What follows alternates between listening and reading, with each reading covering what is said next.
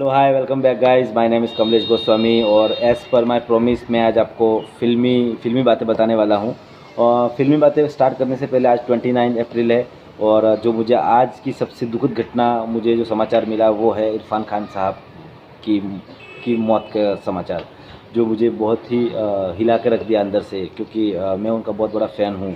और उन्होंने जो जो फ़िल्में उन्होंने इंडस्ट्री को दी है शायद ही वो कोई और दे सके, और जो शायद ही ऐसी एक्टर को ऐसा एक्टर कोई हो सके। लेकिन उनका नाम मतलब टॉप मेरी लिस्ट में सबसे टॉप पर है इरफान खान साहब का।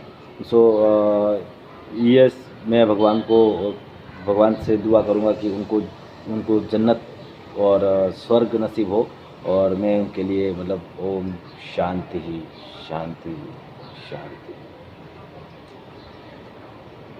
सो गाइस, अब हम अपनी डेली रूटीन की बात करते हैं, तो फिल्मी बातें करते हैं। फिल्मी बातों में मैं आपको सबसे पहले बता दूं कि जो फिल्में आप देखते हो, आप जो फिल्में देखते हो 2 घंटा 2.5 घंटे की फ़िल्म होती है, और आप 2 घंटे 2.5 घंटे की फ़िल्म को एक चुटकी भर में आप गॉसिप करके उसको निकाल देते हो कि यार क्या वाहियात फ़िल्म थी, या वाओ क्या फ़िल्म थी, as per your reactions.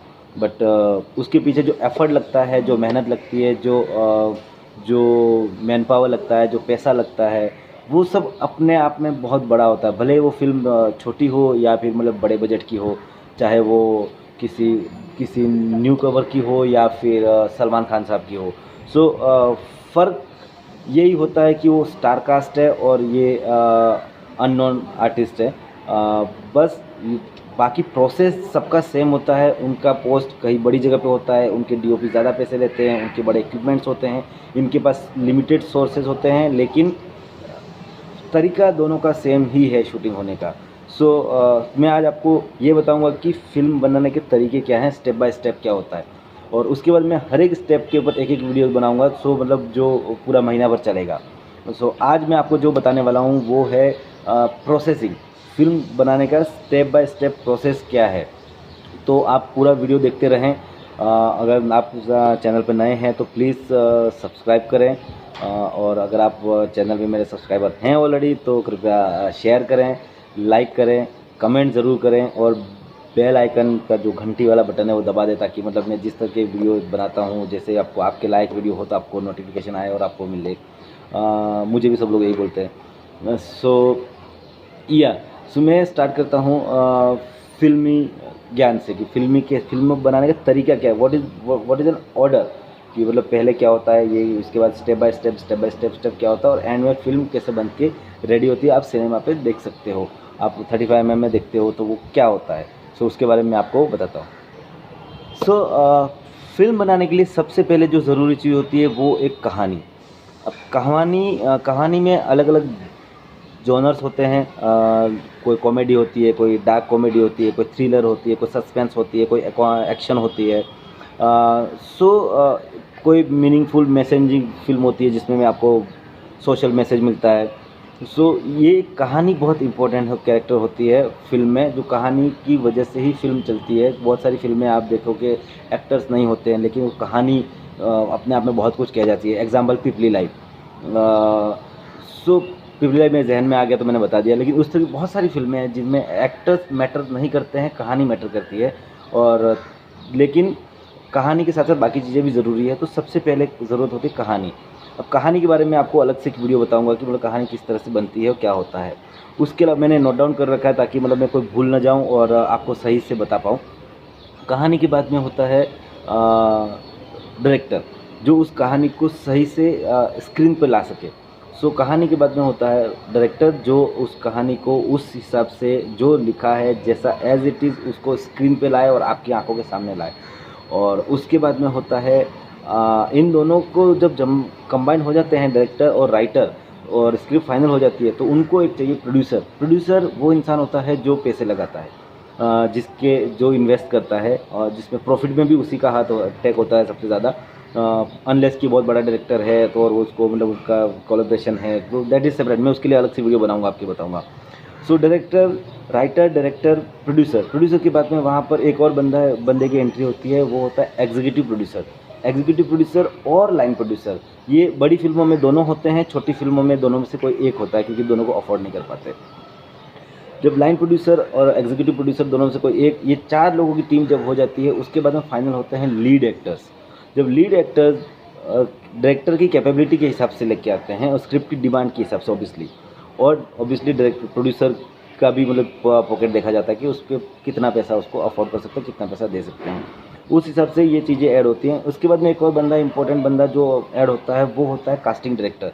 Casting director जो सेकेंडरी एक्टर्स होते हैं उनको कास्टिंग डायरेक्टर लेके आता है, और कास्टिंग डायरेक्टर का काम होता है कि वो किस तरह से लोगों को कन्विंस करे, और स्क्रिप्ट से किस तरह से लोगों को फाइनेंशियली कमर्शियली उनको मतलब बोल करके कुछ बजट के अंदर सेट करके वो उनको ऑन बोर्ड लेके आए। सो इसके बाद में मैं हर एक डिपार्टमेंट जो मैं आपको बता रहा हूँ, हर एक डिपार्टमेंट का एक वीडियो, सेपरेट वीडियो मैं बना करके आपको दिखाने वाला हूँ।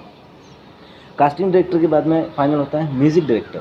म्यूज़िक डायरेक्टर इसलिए कि उस फिल्म में अगर सॉन्ग्स हैं तो किस तरह के गाने बनने हैं, थीम क्या होगी उसका, वो गाने के बोल क्या होंगे, किस तरह के गाने बनने, किस तरह का म्यूज़िक डायरेक्टर देख रहा है, उस हिसाब से वहाँ पर डिसाइड होता है music director. Just a minute. So music director के आने के बाद में बाकी टीम को अरेंज किया जाता है, जैसे कि डायरेक्टर अपनी असिस्टेंट डायरेक्टर, उसके बाद में उसका second AD, chief AD, second AD, script supervisor, इस तरह के अपने जितनी रिक्वायर्ड है, जितना बजट है, उस हिसाब से डायरेक्शन टीम को ऑन बोर्ड लाते हैं। और डीओपी देखा जाता है, डायरेक्टर ऑफ फोटोग्राफी। डीओपी का बहुत बड़ा रोल होता है पूरी फिल्म में। सो डायरेक्टर ऑफ फोटोग्राफी उसमें जुड़ते हैं, और डायरेक्टर ऑफ फोटोग्राफी अपने फोकस पुलर और असिस्टेंट गैफर के साथ में आते हैं, उनके लिए मैं अलग से वीडियो बनाऊंगा आपके बारे में। उसके बाद में होता है बंदा जो आता है वो है लोकेशन मैनेजर और प्रोडक्शन टीम। जैसे कि लाइन प्रोड्यूसर है तो वो production controller, production manager, assistants, इन लोगों को लाइन में, इन लोगों को ऑर्डर में उन लोग को अपॉइंट करते हैं, ताकि जहाँ शूट है, जैसे आउटडोर शूट है तो उसका अलग प्रोसेस होता है, लोकल लाइन प्रोड्यूसर होता है। इंडोर शूट है, जैसे इंडोर मतलब मुंबई के अंदर, आउटडोर मतलब मुंबई से बाहर। This is the only indoor और आउटडोर का सीन है, हम लोग मुंबई वाले बोलते हैं। और मुंबई के अंदर इंडोर आउटडोर का भी इंटीरियर एक्सटीरियर के हिसाब से हम लोग ने डिवाइड किया हुआ है। जैसे कि किसी बंगलों के अंदर, घर के अंदर या किसी फ्लैट के अंदर शूट है तो उसको इंटीरियर, और बाहर शूट है एक्सटीरियर। सो इंडोर आउटडोर का मतलब यही है कि मुंबई के अंदर, मुंबई से बाहर। तो अगर इंडोर शूट है तो हमारे पास प्रोडक्शन वालों के पास खुद के सोर्सेज होते हैं, खुद के लोकेशन का बैकअप होता है। और आउटडोर शूट है तो हम वहाँ का लोकल लाइन प्रोड्यूसर हायर करते हैं। जैसे राजस्थान में शूट है तो राजस्थान के कुछ लाइन प्रोड्यूसर्स हैं, हिमाचल, दिल्ली, इंडिया में कहीं पर भी, ठीक है, और इंडिया से बाहर भी। सो जैसे कि मैं अगर आप बोलो कि मुझे शूट करना है चेन्नई में, तो मैं चेन्नई में 2 कॉल करूँगा, और दो लोगों में से मतलब पौंडी रवि, ठीक है, पौंडी रवि फ़ोन करेगा, हाँ कमलेश भाई अपना काम हो जाएगा। सो आप अगर दिल्ली में फ़ोन करेंगे तो सुबह सिंह, रवि सरीन, ठीक है, राजस्थान में फ़ोन करेंगे शर्मा, इमाम, इस तरह के बहुत सारे लोग हैं। हर स्टेट में एक हर स्टेट में, हर डिस्ट्रिक्ट में एक बंदा है जो वहाँ का लाइन प्रोडक्शन करता है, और हर जगह पे प्रोडक्शन के लिए लोग हैं। सो इंडोर आउटडोर शूट है तो उस हिसाब से हम प्लान करते हैं, उसका भी मैं आपको अलग से वीडियो बना के बताऊँगा। इसके बाद में प्रोडक्शन डिज़ाइनर। अब प्रोडक्शन डिज़ाइनर, अब जैसे बड़ी फिल्म है तो उसमें प्रोडक्शन डिज़ाइनर होता है और आर्ट डायरेक्टर होता है, लेकिन छोटी फिल्म में आर्ट डायरेक्टर ही होता है, production designer they can't afford. So production designer और आर्ट डायरेक्टर, उनका काम दोनों का अलग अलग है ऑब्वियसली, लेकिन उसमें उनका बहुत इंपॉर्टेंट रोल होता है फिल्म में, क्योंकि वो लुक एंड फील वो तय करते हैं डीओपी और डायरेक्टर के साथ मिल करके। सो उसके बारे में आपको बताऊँगा बाद में। इसके बाद में कॉस्ट्यूम स्टाइलिस्ट और डिज़ाइनर, 2 अलग अलग वर्ड हैं, लेकिन काम लगभग सेम है। डिज़ाइनर कॉस्ट्यूम डिज़ाइन करनी है, स्टाइलिस्ट वो उसको स्टाइलाइज करती है अदरवाइज़। और आजकल क्या हो गया कि कॉस्ट्यूम मार्केट में बहुत मिलता है, बहुत अवेलेबल कॉस्ट्यूम है, वो अवेलेबल सोर्सेज के ऊपर खेलते हैं लो बजट के लोग। और बड़े बजट है तो जैसे वो बड़े स्टाइलिस्ट हैं जो जिनसे कॉस्ट्यूम बनाया जाता है, जैसे एक्टर सलमान खान है। सलमान खान का नाम इसलिए ले रहा हूँ क्योंकि मतलब वही एक बंदा है जिसका नाम लेने में प्रॉब्लम नहीं होती, बाकी लोग बोलते हैं कि मतलब मेरा नाम क्यों लिया सब जॉब इन द पार्ट।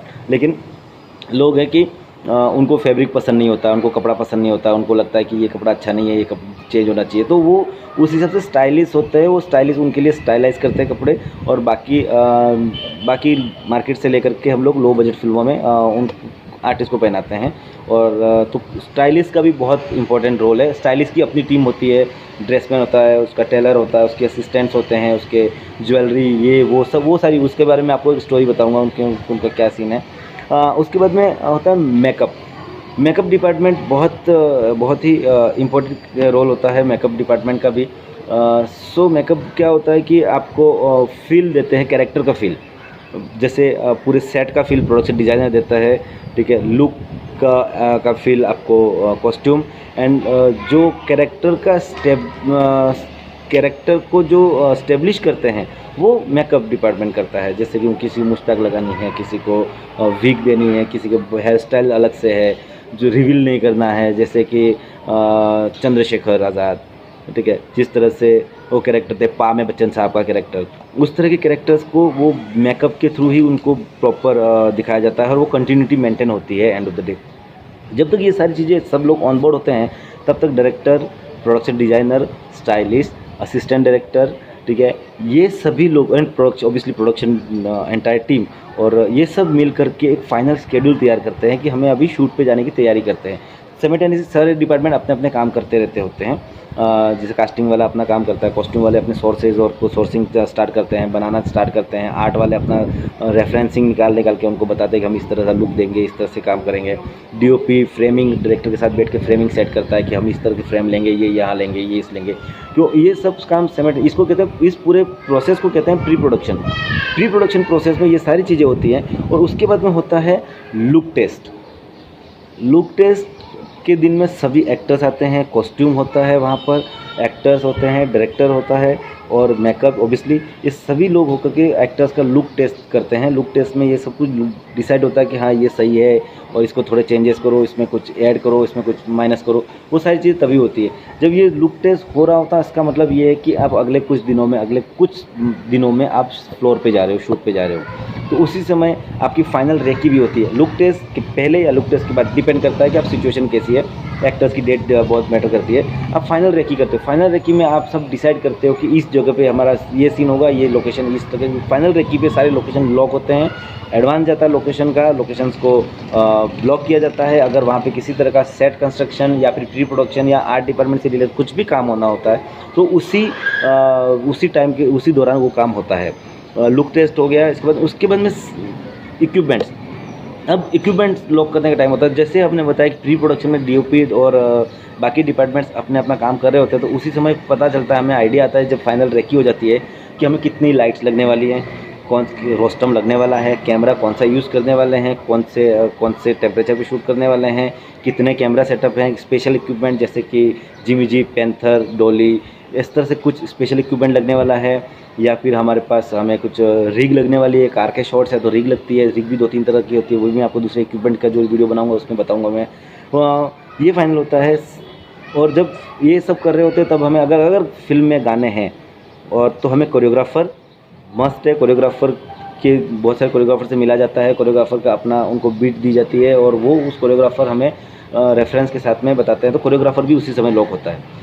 अगर फिल्म में एक्शन है तो एक्शन डायरेक्टर और एक्शन का असिस्टेंट्स, गन्स फाइनल होती है कि मतलब वो 80s की फिल्म है तो उस तरह के गन, वो पीरियड फिल्म है तो उस तरह के बंदूकें, उस तरह की जो फिर बंदूकें होती थी, रिवॉल्वर्स होती थी, पिस्तौल्स होती थी, तलवारें, वो उस तरह के होते हैं। वो लोग डमी बनाते हैं, उनका भी अपना काम अगर एक्शन फिल्म है तो वो उसका चलता रहता है। उसके अलावा इम्पोर्टेंट जो होता है वो है एडिटर। ये हो गया अपना शूटिंग, अब शूट पे जाने का टाइम हो गया। सो एडिटर फाइनल इसलिए पहले करते हैं कि आप ऑनलाइन एडिट कर रहे हो, ऑन सेट एडिट कर रहे हो। ऑन सेट एडिट करने का ये मतलब होता है कि आज आपने एडिट किया, शूट किया, शाम को आपका वीडियो एडिट हुआ है, आप फ्लोर पे हो, आप लोकेशन पे हो, जैसे कि आप स्पेशली ये आउटडोर में करते हैं ताकि आपको पता चले कि इस पर्टिकुलर लोकेशन पे हमारा कुछ भी काम बचा नहीं है और हमने पूरा काम परफेक्ट जो एज़ पर शेड्यूल जो हमने लिखा था उसके हिसाब से पूरा हुआ है। अगर नहीं हुआ तो आपको आइडिया आएगा कि हाँ इसमें एक सीन और एक शॉट और एक टेकअवेज और एक ओएस कुछ बाकी है तो वो हम फिर से शूट कर सकते हैं। तो इसलिए ऑनलाइन एडिटर लेकिन एडिटर बहुत मैटर करता है सेट पे। अगर सेट पे नहीं है तो वो पोस्ट में भी, मतलब विदाउट एडिटर बहुत सारी फिल्में ऐसी है कि ऑडिट टेबल पे ही सुधारी गई है। बहुत वाहियात शूट होती है, लेकिन एडिट टेबल पे एडिटर जैसे लोग होते हैं, एडिटर जो होते हैं वो अपनी काबिलियत के हिसाब से और अपने मशीनरी के हिसाब से, ऑब्वियसली आजकल मतलब बहुत अच्छी टेक्नोलॉजी आ रखी है, तो उसके हिसाब से वो उसको पावरफुल बनाते हैं, फिल्म को सेलेबल बनाते हैं। पावरफुल इज नहीं। अब उसके अलावा जो इम्पोर्टेंट चीज़ होती है सेट पे वो होती है बैकअप। आप फिल्म शूट करोगे, बैकअप कैसे होगा? बैकअप होने के लिए, बैकअप रखने के लिए वहाँ पर एक DIT होता है। DIT बंदे का काम होता है कि वो उस जो शूट हुआ पूरे दिन उसको फाइल को सेव करे, और उसका 2 हार्ड ड्राइव में होता है, एक मास्टर एक बैकअप।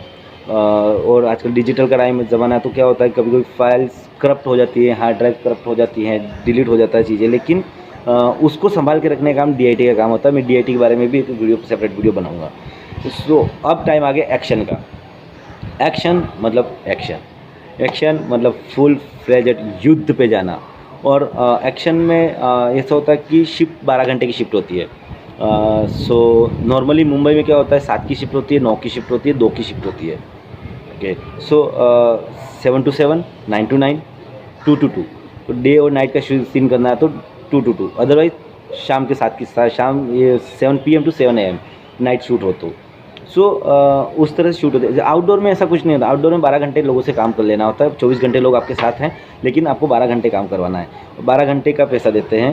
और कभी कभी एक आध घंटा ऊपर होता है, वो मैनेजेबल होता है, लेकिन रोज़ अगर एक आध घंटा ऊपर हुआ तो फिर यू हैव टू पे लेबर, एटलीस्ट लेबर कॉस्ट तो यू हैव टू हैव पे। ओके, तो एक्शन का मतलब युद्ध पे जाना। आप किसी चीज़ के लिए ना नहीं बोल सकते। आपने डिसाइड किया कि आज हमें 6 सीन करने हैं तो 6 सीन करने ही हैं, क्योंकि आपने एक सीन रोज़ का अगर आप बैंक लेके चलोगे और वो आप जमा होता गया तो आप कम से कम 2 से 3 दिन आपके बढ़ जाएंगे। और 2 से 3 दिन बढ़ने का मतलब है कि एवरी डे का कॉस्ट 4 से 5 लाख रुपए, low budget, minimum budget, medium budget के फिल्म होता है 5 लाख रुपये, तो आपका 20 लाख रुपए का कॉस्ट हो गया, विच इज़ प्रोड्यूसर की जेब से जाना ऑब्वियसली। तो वो सब इफ़ेक्ट करता है। सो इसके अलावा जब शूट ख़त्म हो गई, इसके बाद में आपको आता है पोस्ट प्रोडक्शन। पोस्ट प्रोडक्शन में बहुत सारे वेरिएशंस हैं, जैसे एडिट हो गया, म्यूज़िक हो गया, बैकग्राउंड म्यूज़िक, साउंड हो गया। साउंड में भी साउंड क्लीनिंग, आप सिंग साउंड करते हो या फिर आप डब करते हो, वो डिपेंड करता है। मैं साउंड के भी ऊपर भी अलग से वीडियो बनाऊंगा। इसके बाद फोली साउंड होता है, जिसमें आप चलने के पैरों की आवाज़, दरवाज़ा बंद होने की आवाज़, ठीक है, फ्लाइट को टेक ऑफ की आवाज़, उस तरह की जितने भी साउंड इफ़ेक्ट होते हैं फोली, वो उसको फोली कहते हैं। इसके बाद ग्रेडिंग, कलर ग्रेडिंग होता है कि जिससे फिल्म उभर के आए, कि आपने जैसे शूट किया, अगर लो लाइट है, ठीक है, और वो डार्क लग रहा है तो उसको निखारने का काम वो ग्रेडिंग में होता है। कलर ग्रेडिंग में वो कलरिस्ट, अच्छा कलरिस्ट होना ज़रूरी है। मुंबई में बहुत सारी लैब्स हैं ऐसी, मैं जिसके बारे में जब पोस्ट के बारे में आपको वीडियो बताऊंगा तो उसमें आपको मेंशन करूंगा। और उसके अलावा बहुत इंपॉर्टेंट जो चीज़ होती है वो है पब्लिसिटी। पब्लिसिटी बहुत डिपेंड करती है कि आपकी फ़िल्म कहाँ तक जाएगी। तो पब्लिसिटी इज़ द मस्ट की ऑफ द फिल्म। आप फिल्म बना लो किसी भी, बहुत बार ऐसा होता है कि बहुत वाहियात फिल्में होती है, लेकिन उसकी पब्लिसिटी इतनी होती है कि वो पहले अगले फर्स्ट 2 दिन में जब तक लोगों को समझ में आता है तब तक वो पैसे कमा लेती है। लेकिन कुछ फिल्में बहुत अच्छी होने के बाद भी ज़्यादा कुछ कर नहीं पाती है, बिकॉज पब्लिसिटी उनकी पुअर होती है। तो मैं सो आज के लिए इतना ही। मैं पब्लिसिटी पे भी ओबियसली वीडियो बनाऊंगा। सो मेरे पास अभी 15-20 दिन 25 दिन का कंटेंट है। मैं 25 दिन तक कंटिन्यू एक वीडियो आपको बना के दिखा सकता हूँ। सो आप तब तक मेरे चैनल से जुड़े रहें, मुझसे जुड़े रहें, और कमेंट करते रहें, मुझे बताते रहें कि कहाँ मैं मिस्टेक कर रहा हूँ, कहाँ मुझे इम्प्रूव करना चाहिए, और मैं किस तरह का वीडियो आप फिल्मी ज्ञान में सुनना चाहते हैं। तो मैं आपको और भी वीडियोस बताऊंगा, और भी नॉलेज आपके लिए लेके आऊँगा जो मेरे पास है। मैं पूरे इस यूट्यूब चैनल पे उड़ने वाला हूँ कि आप देखो, सुनो, समझो, आपको जो लेना है, इसमें जितना ज्ञान लेना आप ले सकते हो। तब तक के लिए मेरा चैनल देखते रहिए, लाइक कीजिए, शेयर कीजिए, सब्सक्राइब कीजिए, और यस, घर में रहें, सेफ़ रहें, सुरक्षित रहें, और अपने और अपनों का ध्यान रखें, और मेरा चैनल देखते रहें।